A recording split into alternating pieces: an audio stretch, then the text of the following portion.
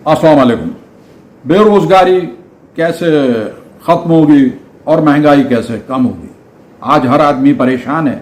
ताजिर अपनी दुकानों के अंदर बिजली का बिल अफोर्ड नहीं कर रहे हैं। एक जमाना था कराची के अंदर 1770 और 80 का दौर था। यहाँ बेपनाह जो है मैं समझता हूँ फॉरेनर्स नजर आते थे और शॉपिंग किया करते थे। टूरिस्ट प्लेस के अंदर भी पाकिस्तान में फॉरेनर्स होते थे।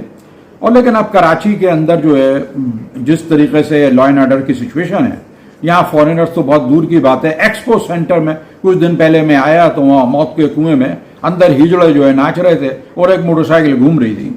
तो एक्सपो सेंटर जो है किसी भी शहर का या किसी भी मुल्क का एक ऐसा जगह होती है जहाँ एग्जीबिशंस लगती हैं और बैरून मुल्क से लोग आके वहाँ पर अपने ऑर्डर देते हैं और इस तरीके से हमारा कहना चाहिए जो बिजनेस और हमारा एक्सपोर्ट बढ़ता है।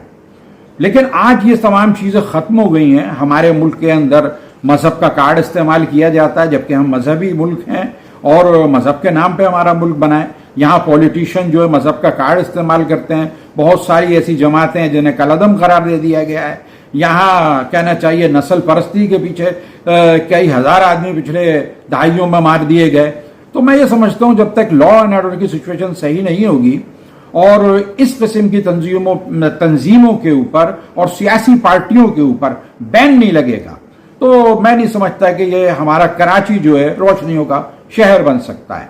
और जहाँ तक स्मॉल ट्रेडर्स हैं और छोटे दुकानदार हैं, उनको बिजली सस्ती जब तक नहीं दी जाएगी तो वो मुकाबला नहीं कर पाएंगे और एक्सपोर्ट नहीं हो पाएगा। किस तरीके से कहना चाहिए आईपीपी से इन लोगों ने वादे किए और अब भी वही पूरी टीम आ रही है जो पहले दहाइयों में आती रही है और मुल्क जो है पीछे की तरफ जाता जा रहा है, यानी मुसलसल। तो मैं नहीं समझता कि ऐसे मौके पे कोई इलेक्शन कराए जाएं जब आप लोगों ने तय ही कर लिया है कि जब इन्हीं सब ने आना है तो फिर इलेक्शन पे पैसा क्यों बर्बाद किया जाए। मुजाहिदुद्दीन, अपना बहुत ख्याल रखिएगा। अल्लाह हाफिज।